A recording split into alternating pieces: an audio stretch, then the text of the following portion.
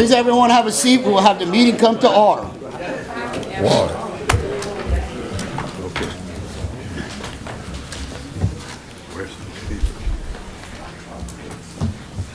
Mr. Curo, would you please do the Pledge of Allegiance?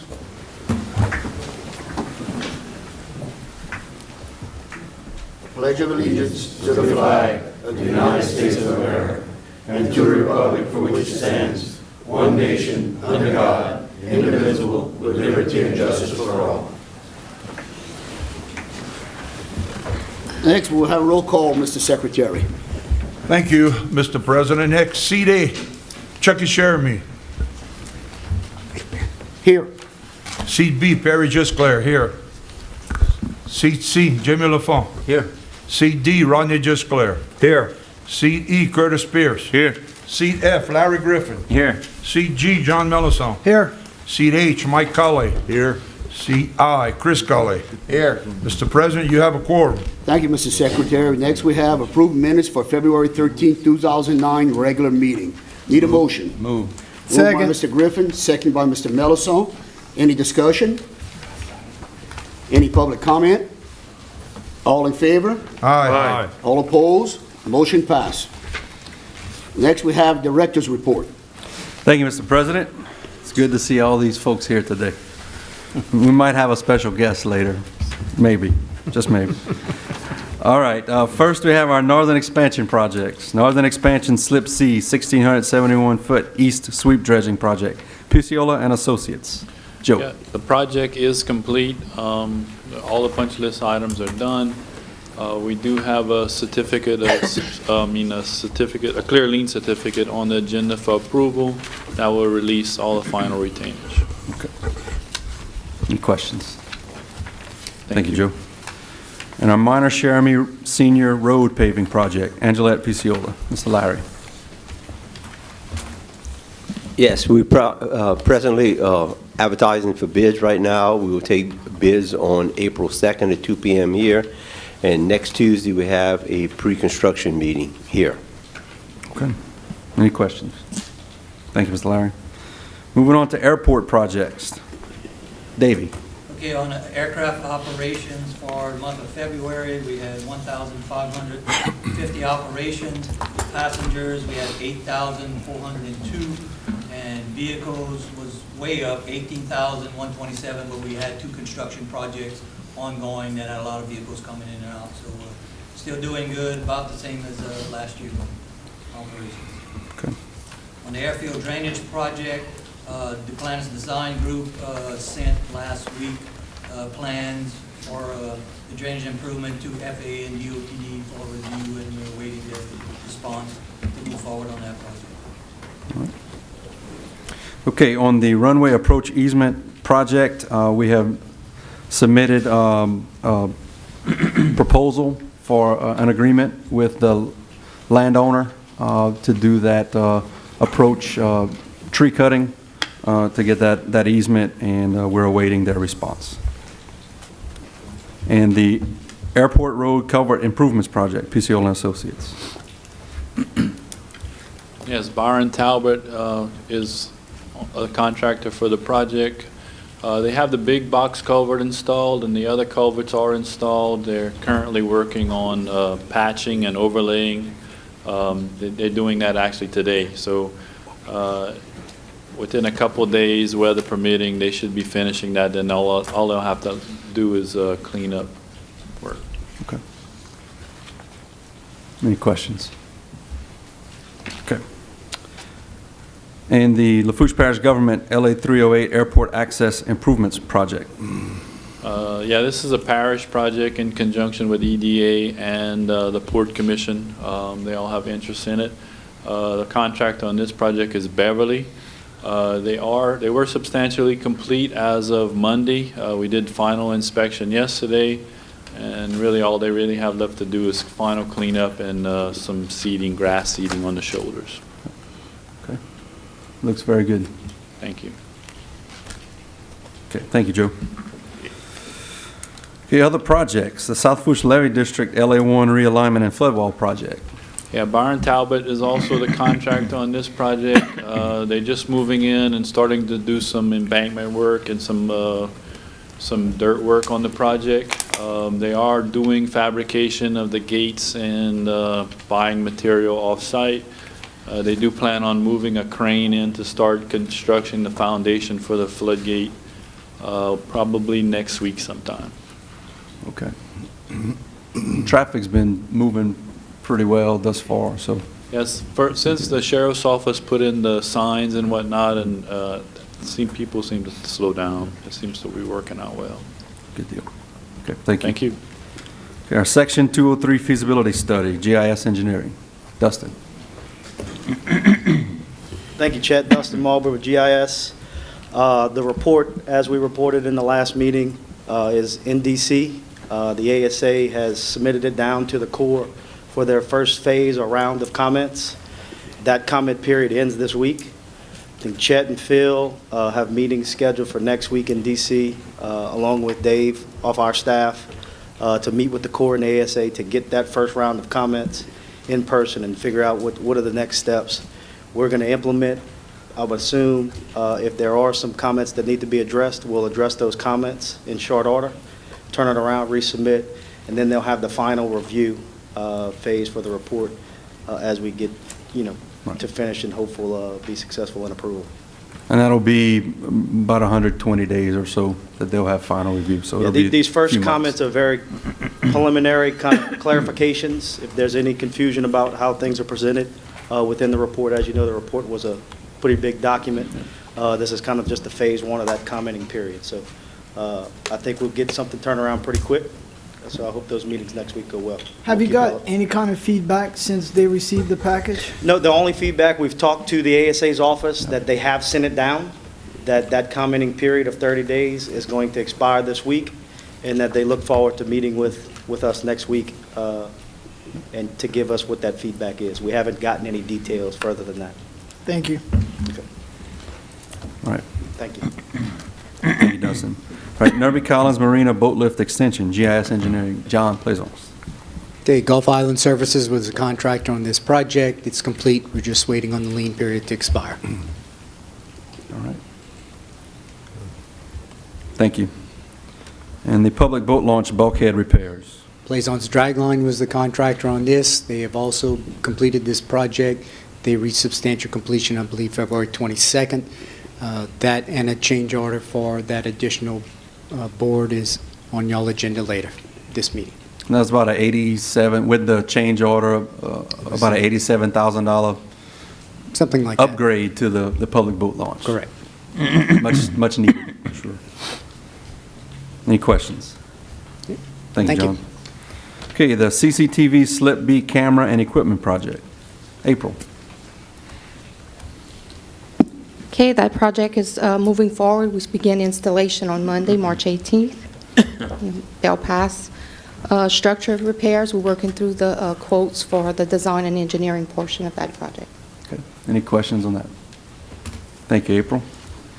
And then the Corps of Engineers dredging of Bell Pass, the maintenance project that's going on currently, there's about 3 days left.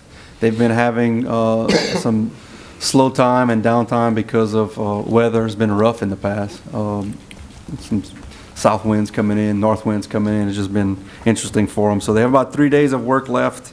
I don't believe they're doing much today from what Davey talked to them this morning. They have about 1,500 linear feet left of the channel and the width to take care of. So nearing completion, and I look forward to seeing the post-dredge survey of the channel.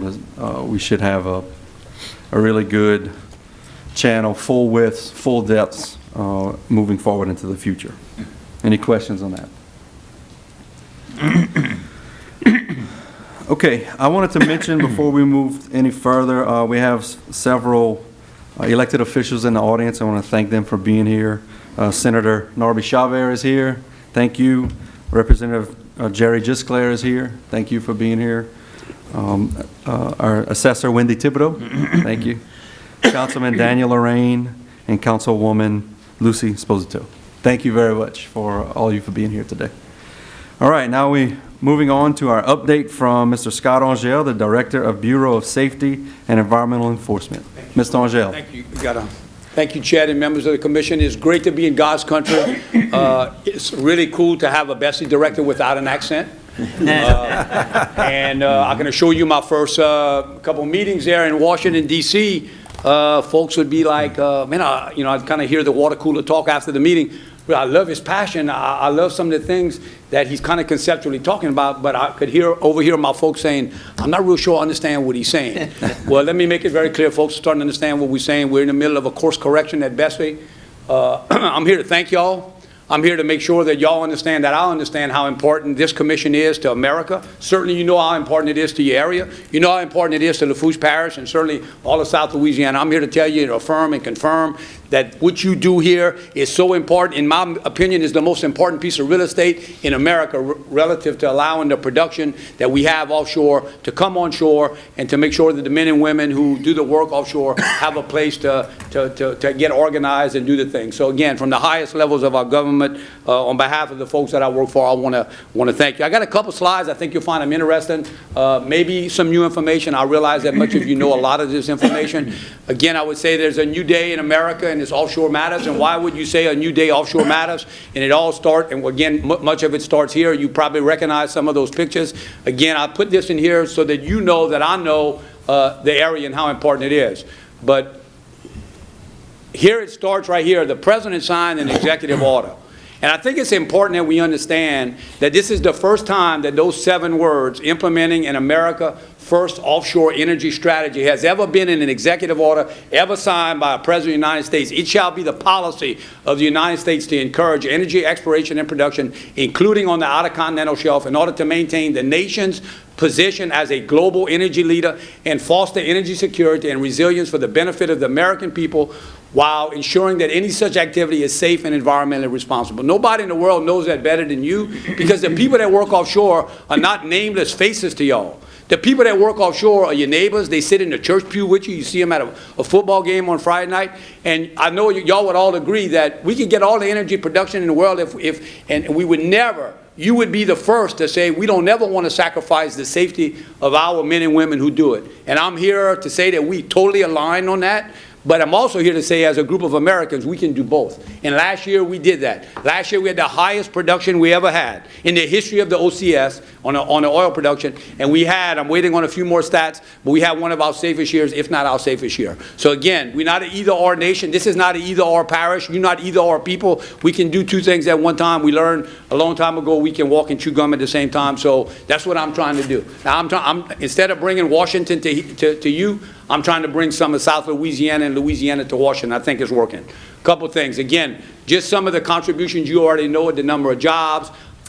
Important, that second bullet point is very important. We did a little bit of research and found that there are corporations, businesses in 47 states that make products that contribute, whether it's steel-toe boots and made in Minnesota or it's some elasticer made in New Jersey. Clearly, this is not just about Lafourche Parish and South Louisiana and the Southeast. It's a lot more than that, and that particular statistic shows that. And again, we got some stuff there. I think it's important, those last 2 bullet points, very, very important. 2 decades ago, half of the production in offshore was from deep water. So we go back I think about 25 years ago, half of the production was from deep water. Now, 88% of the production we have in the Gulf of Mexico comes from deep water. No doubt we're going longer and stronger and deeper, and with all that becomes more complex. Again, this is what I said earlier. We're not an either-or agency. We're not an either-or country. We can do it all. It's not about energy production or safe operations or environmentally sustainable. We can do it all, and we are doing that. A few facts for you. Again, some that are circled right here. So 1 in every 5 barrels of oil that's produced in America comes from offshore. We got 4 oceans in America. We got 4 oceans in America we own as a country: the Atlantic, the Pacific, the Arctic, and the Gulf of Mexico. Although we have 4 oceans, and the smallest of all those 4 is the Gulf of Mexico, the Gulf of Mexico is responsible for producing 99% of the production that comes in from offshore. 99%. So where I'm from, 99% usually gets you elected. Anyway, the second one we got circled there, in 2017, It took 11 facilities to make up half of the production in the Gulf of Mexico. If you go back to 2007, so 11, 12 years ago, it took 37 facilities to make up half the production. So although we have more production now than we had in 2007, we're making more of that production, half of that production, with fewer facilities. Again, from 37 to 11. What does that tell you? If we're doing more with fewer facilities, they're bigger, they're more complex, they have more challenges. We got to all pay attention to that. And then I thought it would be interesting in talking to some of the folks here and among friends here saying, you know, are things getting a little better? And I'm hearing things like, yeah, I think we off the bottom. I think things are picking up. I will share with you that in 2018, the last record item, we had a 45% increase in the applications for permits to drill in the Gulf of Mexico when you compare that from January to August 2017 to January, August 2018. That's a good sign. That's a leading indicator that I think people want to be here. But we have two different Gulf of Mexicos. We have two different governments. We have a shallow water province and a deep water province. Take a look at these things. Shallow water began 70 years ago. Deep water about 45 years ago. One is mostly gas, one is mostly oil. We know what has happened onshore with all of the gas production. Gas prices have been depressed for a long, long time. There's been over 50,000, nearly 50,000 wells drilled in the shallow water. It's a tarred province. It's had a lot of exploration. Only 5,000 in the deep water. We've experienced a 61% decrease in the producing wells in the last 20 years in the shallow water, but yet a 73% increase in producing wells in 20 years in deep water. That's what makes y'all so important, because y'all that deep water launching spot, right? Oil production down 77% in the last 20 years in the shallow water, but yet up 198% in the last 20 years in the deep water. And then you see something about gas production there. And then I kind of, you know, wanted to demonstrate one of the reasons is that the shallow water has a rabbit-sized prize, a small reservoir, okay, and deep water has elephant-sized prize. So I was traveling with Eileen, and she's like, I don't know if that's appropriate to put in a government document that one is a rabbit size and one's an elephant size. I said, trust me, they're going to understand what I'm talking about. So anyway, why is it changing? Okay, in the last 10 years, we've witnessed a 54% reduction in the number of producing platforms, yet in the last 10 years, we saw a 30% increase in production. Again, that confirms that fewer, bigger, deeper, and more complex. Clearly, we need to understand that this is not our grandfather's world, that investors have options. And this business begins, and your business begins with somebody who wants to take the risk and invest in a drill bit. Until we have people who are willing to invest in a drill bit, right, none of us really, I don't have to worry about safety if I don't have anybody doing any of that kind of work. You don't have to worry about expanding the port and doing the things you're doing if nobody wants to be out there. And so I put a little map together to let you know that, again, our grandfather's world, these places were not maybe as accessible. But these countries are also realizing that, you know, oil and gas production can be good for them. So we competing with those folks. We're not the only game in town, as it says at the beginning, but I guarantee you we can be the best game in town, like South Lafourche. What is that, the Tigers, the Warriors, or South Lafourche High School? What is it? Tarpon. There you go. There you go. There you go. So I was telling them, I was on the LSU Board of Supervisors when the motion was made to hire Bebe. I made that motion as a member of the LSU Board of Supervisors, and I didn't know if I was going to be really going to that meeting because I had to be, I think, in Shreveport that day. So they were calling like, hey, can you come to the meeting? Can you come to the meeting? Can you come to the meeting? I'm like, yeah, what's the matter, y'all? I'm trying to get there. Y'all got a problem getting a quorum? You're like, no, it's not like that. He said, we need somebody to translate between you and us and Bebe. So I'll probably wear that, right? So anyway, so why is it important? And again, I know I want to be mindful of your time. I'm sorry you only gave me 10 minutes. But energy dominance, I would tell you that we all grew up in a time where energy independence is what we were talking about. And where did that come from? That came from 1974. America was subject to Arab embargo, and prices doubled, and it sent our nation into a recession. It actually exposed a very, very soft side of America right there. Why is it important? Again, since 1970, some of y'all are old enough to remember these signs where you had, you know, no gas, stand in line, do the whole deal. Why is it important? Because we've had 6 recessions. We've had 6 recessions in this country since 1973, and every one of those recessions were preceded by a spike in energy prices. As goes the spike in energy prices, so goes the performance of our economy. That's not debatable. okay? It's a very inflationary thing. It causes problems for all of Americans, whether you're here or in other parts of the country. So what do we need to do? I'm not saying we want cheap energy prices. I'm saying we want affordable energy prices. And one of the ways to make it affordable is to make sure we have access. So we talk about energy dominance, energy dominance, energy dominance. Most of y'all are aware of what's coming out of the Permian in Texas. If you took the Permian Basin, which is counties, only counties in Texas and New Mexico, and you took all their production together, that production would rank them as the 4th largest OPEC producing country in the globe. If you took the Gulf of Mexico production, that would make us the 8th largest OPEC producing country. So it's important. And that there's been a lot of growth there, a lot of growth there, but I'm sure that you would expect me as a guy like you who only has an offshore kind of portfolio, you want to make sure I'm in there fighting to make sure that while America has the growth, it's not all onshore, that it's also offshore. So these are the 6 things that we believe are important. Obviously, it starts with safety and environment. No amount of production and no amount of money that the government can make is ever going to be worth sacrificing safety, right? There's 2 things that get us up in the morning. There's 2 things that get you up in the morning, is hope and coffee. And if you lose hope, there's no amount of coffee that can ever get you out of bed. And I think it's the same thing here. There's no amount of money, there's no amount of production that we'll ever say we for this by sacrificing the safety and environment. So those are the steps.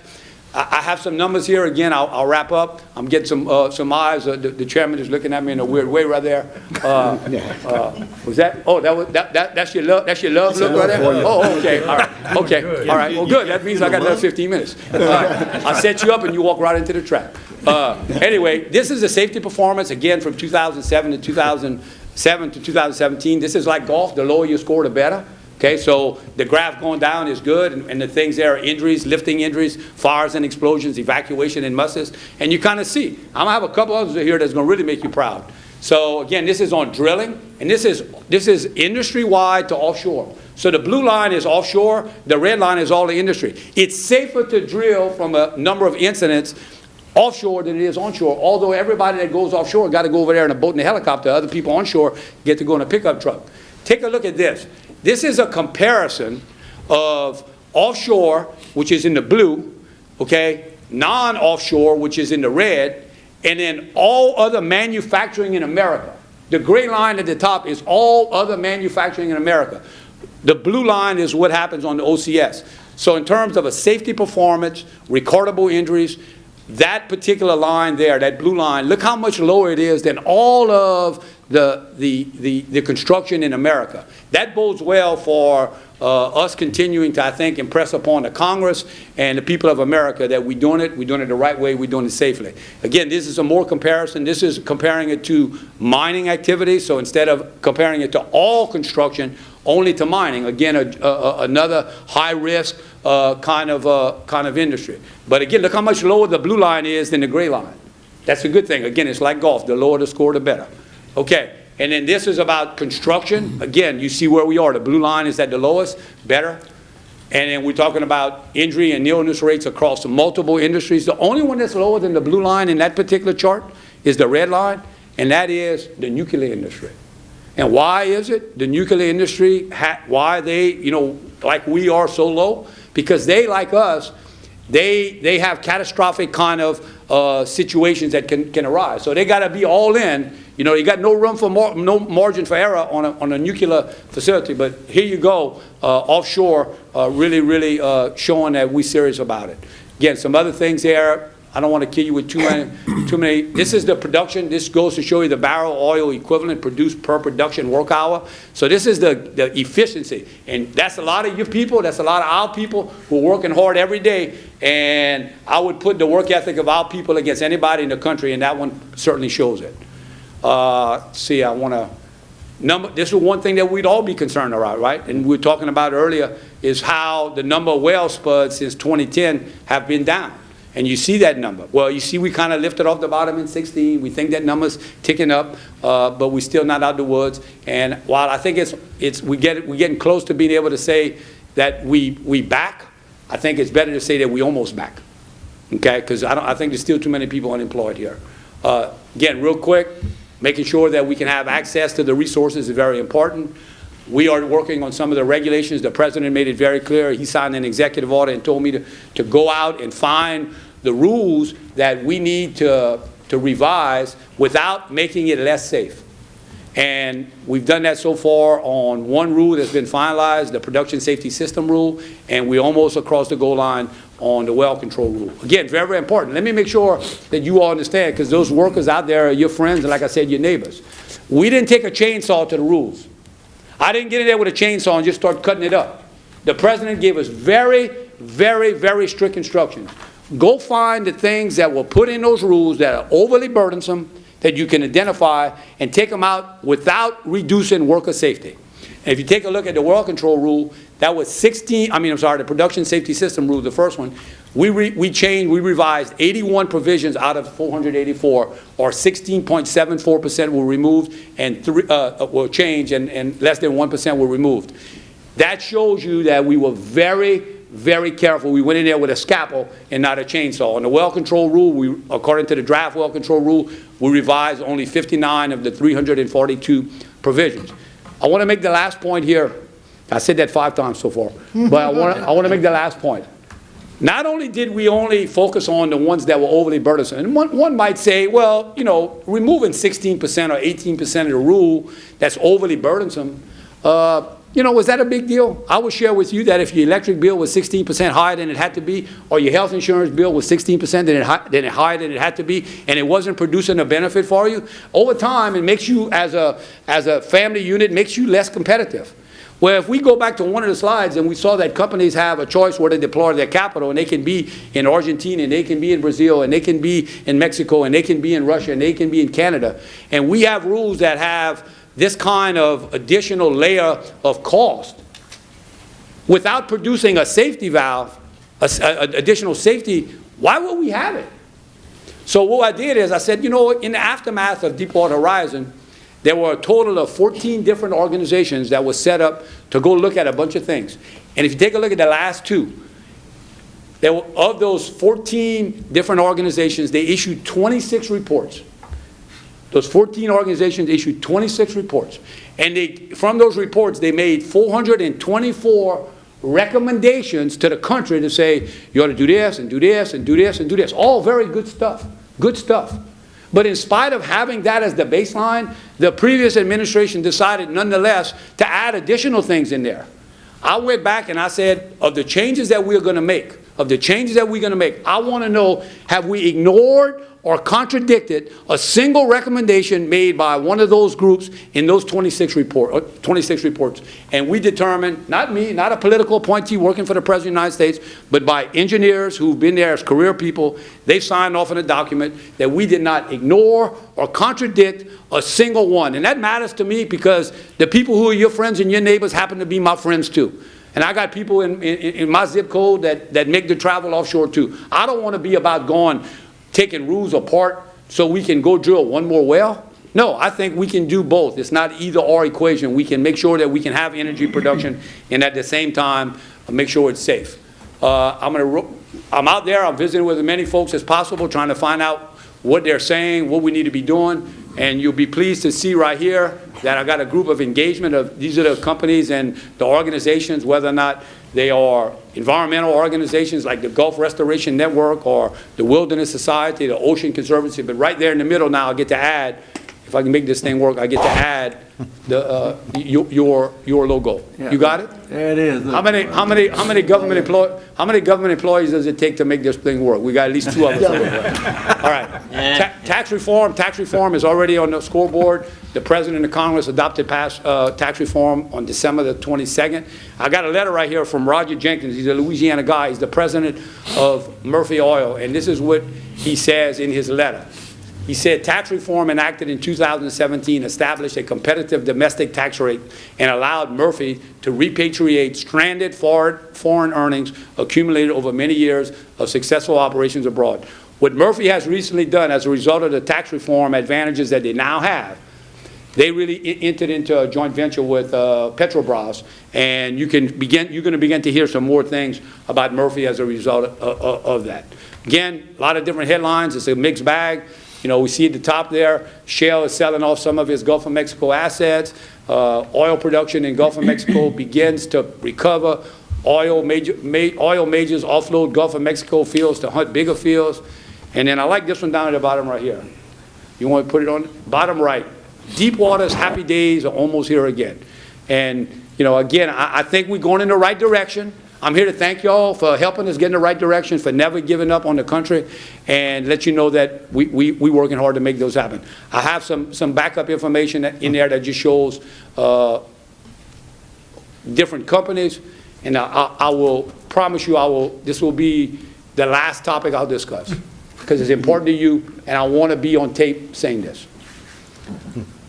I've instituted a measurement of vital statistics.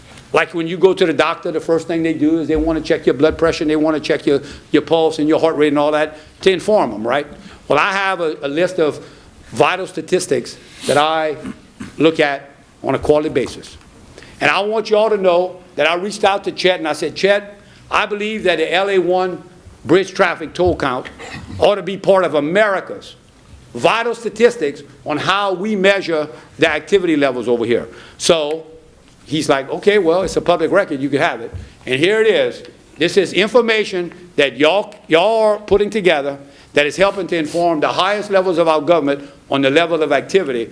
And I'm obviously excited about being here to let you know that we took a little bit of Lafourche Parish and we brought it to America, and we're making ourselves, I think, better managers. So having said that, thank you all. I'm happy to answer any questions. I'm sorry I went over time. I do want to acknowledge the public officials here. I know all of them personally, and I've always been impressed on the focus. It's incredible focus that comes out of this area. And I was, Eileen is from Jefferson Parish. She works up in Washington. She said, why are you so happy today?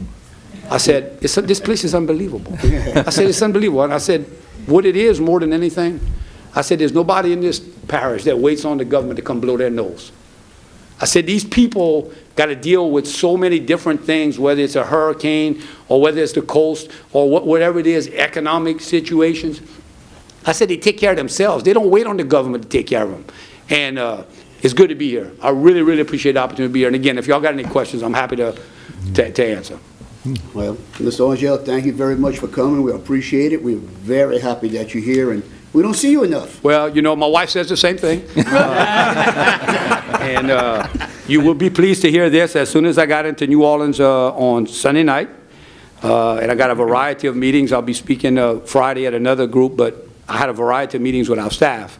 And like a good Louisianian who is up in D.C. A whole lot, when I got here Sunday, I went to Popeye's Fried Chicken. And I did it Sunday and I went back Monday, and I went back Tuesday, and I'm gonna get all the chicken I can get, fried chicken I can get over here. Yeah, and I appreciate y'all. We're very gracious in making invitations available to us. We got a lot of rules and regulations. We got to be careful. So I'm happy to be able to get my four-piece wing ding at Popeye's. Yeah. Again, thank y'all so much, and thank y'all for the work y'all do for the country. I'm really here to, again, provide some facts, but again, from the bottom of my heart, thank you. Without an awesome Lafourche Parish, Port Commission, doing what you're doing at Fouchon, we wouldn't have the success we have in offshore. Okay? Let me know I can help you. I'm going to make sure you got my business card, got my cell phone number on it. Reach out to me if you send me an email, whatever it is that you'd like. See, I got a credit card and another credit card. You got them or I got them? I gave it to you, but I have more. There you go. You prepared. I think I could share your contact information with you. Thank you. You look like you got your Easter outfit on right there. Bonjour. Thank you. Thank you. Thank you, Mr. Angel. Appreciate it. Thank you, Mr. Angel. Appreciate it. What y'all No, you're fine. No, we're the only ones who understand Y'all it. taking matters? Nope. I gotta go take some matters? We did that. Merci. We did that this morning. You too, sir. Thank you, sir. And at the end of the day, like I said, when we had the moratorium, it's not about the shareholders, the Shell and Exxon and Chevron. It's about the Cheremies and the Colliers and the Boudreaux and the Timbrels and the Griffins and the Mellosons. All right. You did that well, Scott. As the story goes, when I said that story when we had our big rally in the Cajun Dome way back, and I got a call from somebody who said, hey, I saw you today at the Cajun Dome. I'm like, yeah, what you thought? He said, I'm not too happy. I'm like, I thought it was pretty good. What happened? You didn't say nothing about my boys. I'm like, what you mean? He said, well, my boys, they work for with this service company, and that service company said, yeah, I know your boys, some good boys. What's the matter? He said, well, you was up there hollering about the Boudreaux and the Thibodeaux and the Charamis and the college. You didn't say nothing about the Patins. I'm like, yeah, but that's just an analogy. I just use that as an analogy. He said, I don't have no allergies to me. I don't know what you're talking about. Anyway, that's how people. Thank you all very much. Thank you.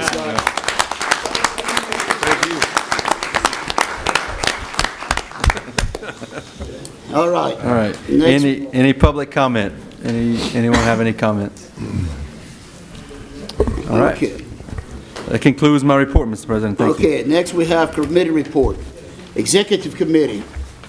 On the Executive Committee, we have Chucky Sherman, Chairman, Rodney Gisclair, Perry Gisclair, and John Melson. First, we have consider approving the appointment for Lafourche Beachfront Development District. Okay, we had 2 applications for this position that we recommend for the placement on the Lafourche Beachfront Development District. Jared Gauger and Shane Terrebonne. Okay, we need a motion. Move. I'd like to make a nomination. Yes. Yes. On this position. I'd like to nominate Jared Gauger, and also included in that nomination with the stipulation that if Jared does get a job before this position is open with some other company, that we put also Shane Terrebonne as Alternate. an alternate. All right, I have a motion. Need a second? Second. Second by Mr. Melson. Any discussion? Public comment? All in favor? Aye. All opposed? Motion passed. Next, we have consider approving request from Secor Marine Falcon Global to extend the short-term mooring agreement in Flotation Canal. Okay, this is an extension. Their current mooring agreement ends on March 31st. They have 2 tracks in Flotation Canal just to the east of the last set of mooring dolphins, 2 135-foot by 285-foot tracks to place 2 lift boats if and when they need to, stand by for a day or a few. So recommendation to approve this agreement. Okay, need a motion. Move. Moved by Mr. Rodney Gisclair, second by Mr. Curtis Pierce. Any discussion? Public comment? All in favor? Aye. All opposed? Motion passed. Next, consider approving the advertisement for summer employment. Okay, as you're aware, every year we take applications for summer employment. We hire 6 summer roustabout positions. The advertisement is the typical advertisement we usually do. We're going to advertise it and take applications until Monday, May 6th. And at the May 8th meeting, we will be polling for roustabouts for Fourchon and to work at the airport. The only difference in our advertisement from what we've done in years past is that we've added to it that preference shall be given to residents of the 10th Ward of Lafourche Parish. So, numerous college students can apply, but we will give preference to those in the jurisdiction of the Port Commission. Okay. Need a motion. Moved by Mr. Mike Colley, second by Mr. Chris Colley. Any discussion? Public comment? All in favor? Aye. All opposed? Motion passed. Next, we have Permits and Waterways Committee. Chairman is Perry Gisclair, Curtis Pierce, Jimmy Lafont, Chucky Sherman. Mr. Gisclair. Thank you, Mr. President. We have 2. First is Energy Quest 2 LLC. Location is in Lafourche Parish. Removing of piping and equipment left from a previous operator on a bank line area adjacent to current production operations. Applicant intends to use existing waterways to access the bank with a tugboat. Approximately to fill an estimated 235 cubic yards of impact left behind by the removal of the equipment, and an additional 741 cubic yards of spoil from the bank line stabilization. 1 full growing season will be conditioned before compensatory mitigation is assessed for any permanent impacts. Next is LLOX LLC, location Lafourche Parish. Approximately 4,718 cubic yards of material will be displaced via jetting in Bayou Lafourche. Approximately 370 cubic yards of material will be excavated on land for the bore entry and temporarily placed on site. Approximately 5 cubic yards of sand will be hauled in to use as fill. Approximately .90 acres consisting of upland habitat and non-vegetative water bottoms will be impacted to proposed activity. And that's all we have, Mr. President. Thank you, Mr. Gisclair. Next, we have Construction and Development Committees.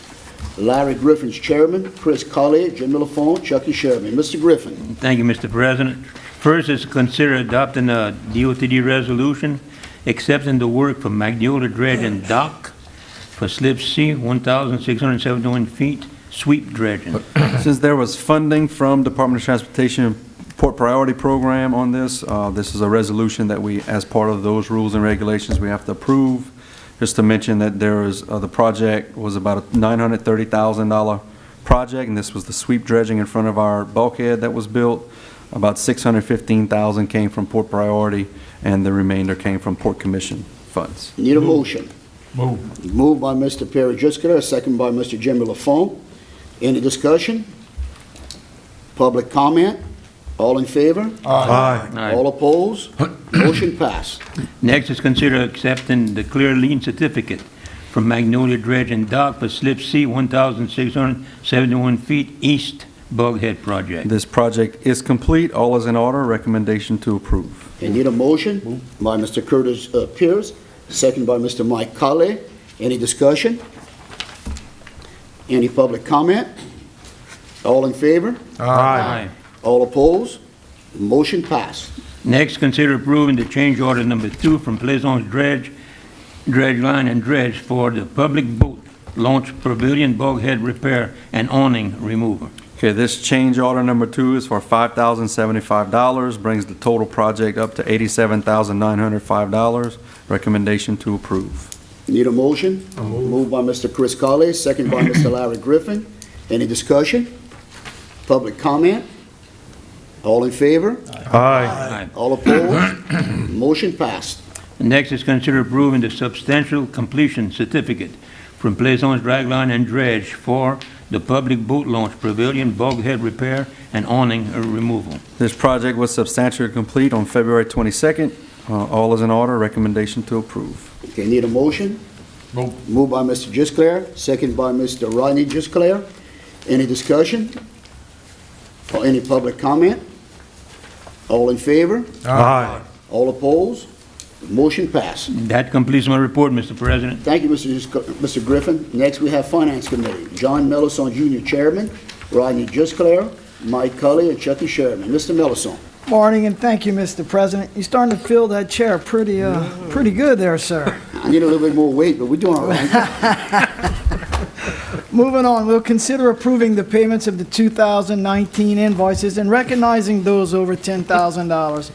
First, we have Ray Collins, Attorney at Law, escrow account, $1,483,291.84, and that is for the purchase of the Constantine Land Trust down in Fouchon, also including the title insurance premium. Next, we have Byron E. Talbot, Contractors Incorporated, $223,953.41, culvert replacement and pavement patching at the airport.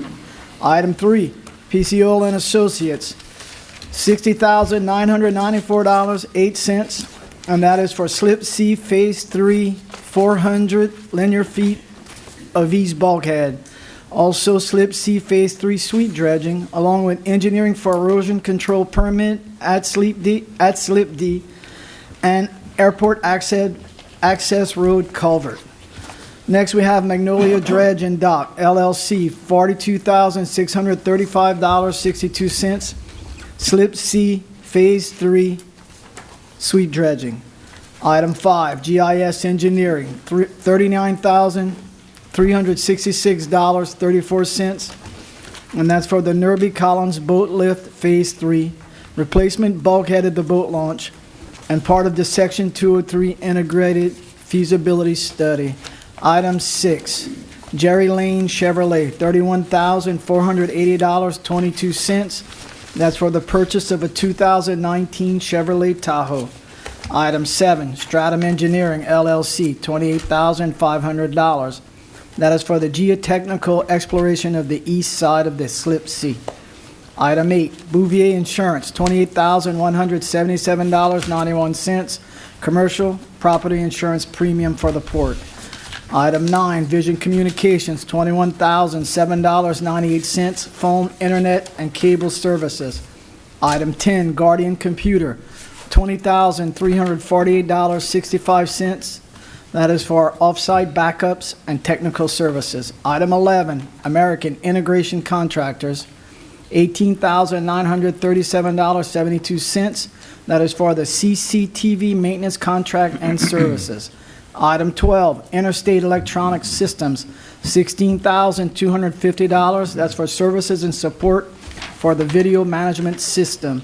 Item 13, Angelette Piciola, $14,710. That is for the Fouchon Island Conceptual Development.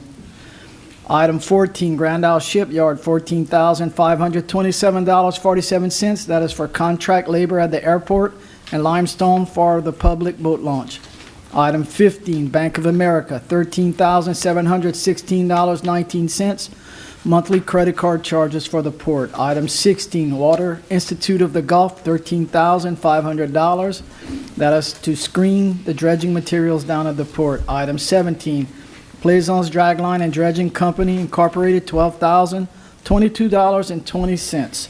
And that is for replacement bulkhead and removal of existing awning at the pavilion at the public boat launch. That, and along with our other expenditures for this month, brings us to $2,720,666.72. And Mr. Griffin, if I didn't make a mistake, I'd like to make a motion, we accept these expenditures. I second it. All right. Okay, we have got a motion from Mr. Millison, a second from Mr. Griffin. Any discussion? Any public comment? All in favor? Aye. All opposed? Motion passed. As discussed on Monday night, we will consider approving the Louisiana compliant questionnaire. Mr. Director, would you like to discuss, or we just want to take? Yeah, this is the questionnaire that we have to do every year for our audit. So recommendation is to approve. They need a motion. Move. Moved by Mr. Millison, second by Mr. Khaled, which would be Mike Khaled. Any discussion? Public comment? All in favor? Aye. All opposed? Motion passed. And last, we have consider approving the out-of-state travel and training request. We have Director Chasson, Deputy Director Bro, and Communication Grants Manager Angelos attending the Offshore Technology Conference in Houston, Texas, May 6th through the 9th. Next, we have Director Chasson, along with Commissioner Perry Gisclair, Commissioner Rodney Gisclair, and Commissioner Pierce attending the GPAA Spring Conference in Alabama, May 1st through the 3rd. And last, we have Director of IT, Ms. April Danos, attending the AAPA Port Security Conference in Pennsylvania, July 23rd through the 26th. And Mr. President, I'd like to make a motion, we accept the travel and training request. I got a motion from Mr. Millison, need a second. From Mr. Rodney Gisclair. Any discussion? Any public comment? All in favor? Aye. All opposed? Motion passes. Mr. President, this concludes the financial report. Thank you, Mr. Millison. We have any other business? Any public comment? I would just like to say thank for everyone for coming. This has been one of our biggest shows that people have showed up today. So thank you all for coming, to our elected officials, our people here, our workers and our staff, and thank you all for coming. I'd like to make a motion, we adjourn. We have a motion by Mr. Perry Gisclair to adjourn, second by Mr. Curtis Pierce. Any discussion? Public comment? All in favor? Aye. Any opposed? Motion passes. Thank you all for coming to our port. Appreciate it.